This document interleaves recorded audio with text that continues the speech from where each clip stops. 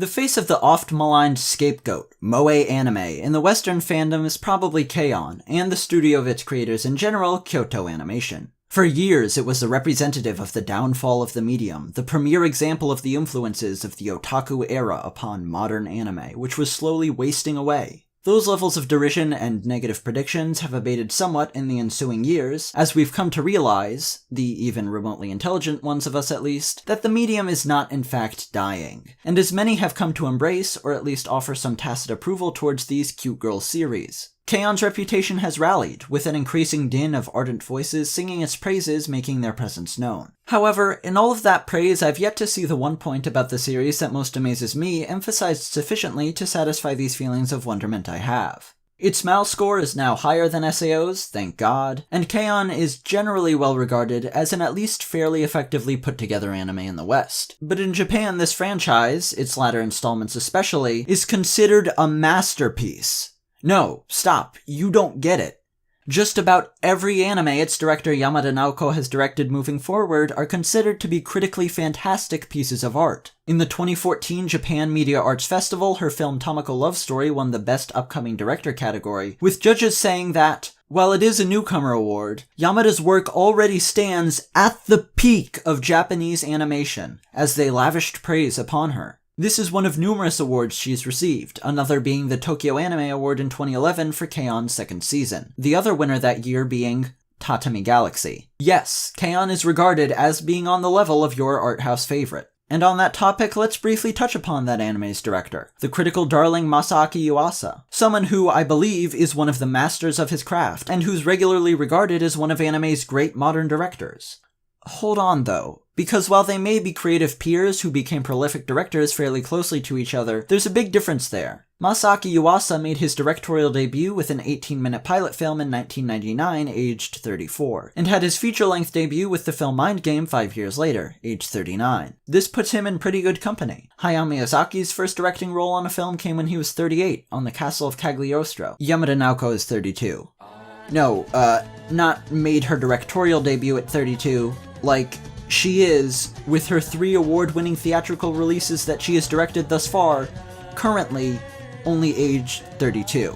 Satoshi Kon, directorial debut at age 34, Isao Takahata 33, Mamoru Hosoda 33. Makoto Shinkai was 31 by the time he directed his first feature-length film, the first one that had some studio backing and wasn't just an independent solo short film. Mamoru Oshii, 30 for his TV direction debut, 32 for film. You may not find all of these directors to be of the exact same caliber, but with the context of all of these candidates for the title of Master Director, and how long it took them to get their starts, hopefully you can appreciate just how insanely impressive Naoko's rise has been. You want to talk TV directors? Hideaki Anno, one of the absolute top-tier directors in anime history. Noteworthy for his fairly quick rise up the ranks thanks to helping found an entirely new studio and getting to take the reins there. Directorial debut at age 28. Naoko had already had both seasons of K-On! And its film behind her by 27. Legendary and incredibly influential director Osamu Tezuka directed his first work, Ashita no Joe, starting at age 27. This is the caliber of talent we're talking about with Yamada Naoko, the most noteworthy and iconic figures in anime's history.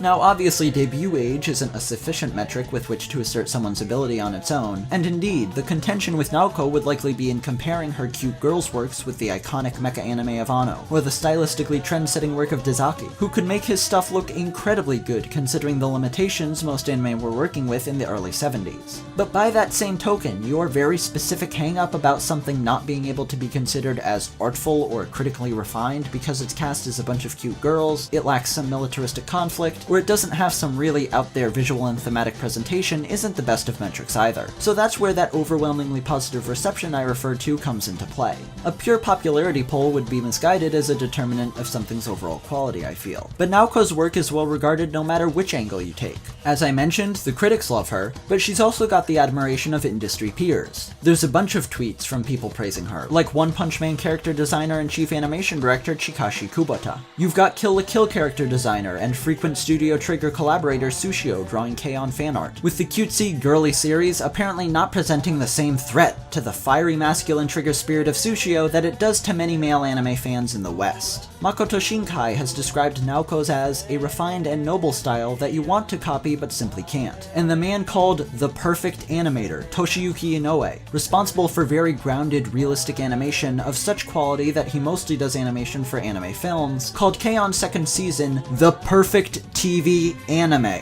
The critics love her, fellow artists, some of the very best in the medium love her, and so too do vast swaths of the general viewing public.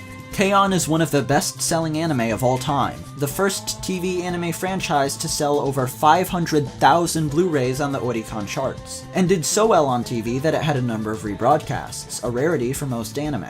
It's the nature of those rebroadcasts, and that popular reception as a whole, that's truly of interest here though. Like most shows of this type, series that generally seem to be designed for an otaku appeal, K-On! Was a late-night anime, but some of those rebroadcasts had it in slots aimed at children, and this interesting facet of its reception is really brought to light when you dig into its demographics. Over a third of the viewers for the series were women. The narrative that K-On! Is a series just for creepy adult men is objectively, statistically wrong. At least insofar as it fails to take into account the very sizable group of people who must have been drawn to the series for another reason. If you want a series that's actually like that, there's Strike Witches 2, with only a 10% female audience. One video offering reflections upon the series, whose creator has since departed, made a joke about K-On!'s appeal for sexless basement-dwelling otaku. But the real humor here lies in the fact that K-On! Is one of the most normie anime in Japan, especially if you discount outright children's and family programming. According to that same study, 15% of K-On!'s audience was people who don't watch anime regularly, which may not seem huge, but then consider that Strike Witches was down at 1% and Madoka Magica was at 0, and you'll see how significant that 15% is. Madoka Magica, a series with otaku appeal to be certain, but also one of the most prominent anime in the Western fandom, widely viewed and fairly well received, is a series viewed almost exclusively by more devoted anime fans, whereas K-On!, often viewed as the face of this weird otaku niche, was so broadly relatable, so endearing, and so inoffensive and unfetishistic that it got tons of women in their young 20s who don't watch anime to watch this one. I have to laugh, but also simultaneously drill my way into my basal ganglia with my palm whenever I see the very common, real high schoolers don't act like this, in reference to K-On!, because it's such an ill-informed conclusion to draw. Do you really, esteemed Westerner? Do you really know what Japanese schoolgirls act like? Are you knowledgeable enough to confidently comment upon that topic? Are you feeling lucky, punk? Because a very large contingent of former Japanese schoolgirls are out there who do happen to find this cast very endearing and relatable. So one of you has got to be missing the mark here. This anime, directed by a former Japanese schoolgirl, written by a former Japanese schoolgirl, character designs by a former Japanese schoolgirl, with interviews out there detailing everything from the endless adjustments and back and forths made to those designs as Naoko and Horiguchi agonized over getting their relatively realistic portrayals just right, to Yoshida Reiko and Yamada Naoko's accounts of focusing intensely on bringing these girls to life, to Naoko's frankly adorable obsession with girls and cuteness, with observing them and recreating that essence of female youth, is somehow less learned on this subject than you, the enlightened white samurai. The fact of the matter is that K-On!'s cast is very well realized, and that any knee-jerk claims to the contrary are the result of a lazy conclusion drawn about the nature of an entire swath of anime when it rose to prominence, simply because it wasn't the stuff that the old guards of the fandom got into it for. I mean, for God's sake, go watch a Japanese Vine compilation. These kids like to get dramatic and goofy, and yes, make gags in real life akin to those that you see in something like K-On!. All of these revelations of basic facts that are required as groundwork here serve to distract from just how much quality exists within Naoko's craft, though. What are her influences? Which works does she draw from? Those of directors like Soviet filmmaker Sergei Parajanov, and the Chilean-French creator of cult cinema Alejandro Jodorowsky-Polanski. What got her interested in animation? Perhaps Gundam or the films of Miyazaki. Try this freaky stop-motion live-action hybrid film from the 80s. She's a legitimate, artful foreign film buff, an avid fan of foreign media, a trait that has served the likes of Shinichiro Watanabe, just for the record, directorial debut at age 29, rather well. Hayao Miyazaki lamented what he sees as a decline in anime, and alongside Hideaki Anno specifically attributed this to a lack of perspective, to modern anime all just being influenced by other anime, and so creating an increasingly niche medium with an increasingly narrow perspective. And it's people like Naoko, with their broad range of unique influences, who are saving modern anime by breaking free of that feedback loop.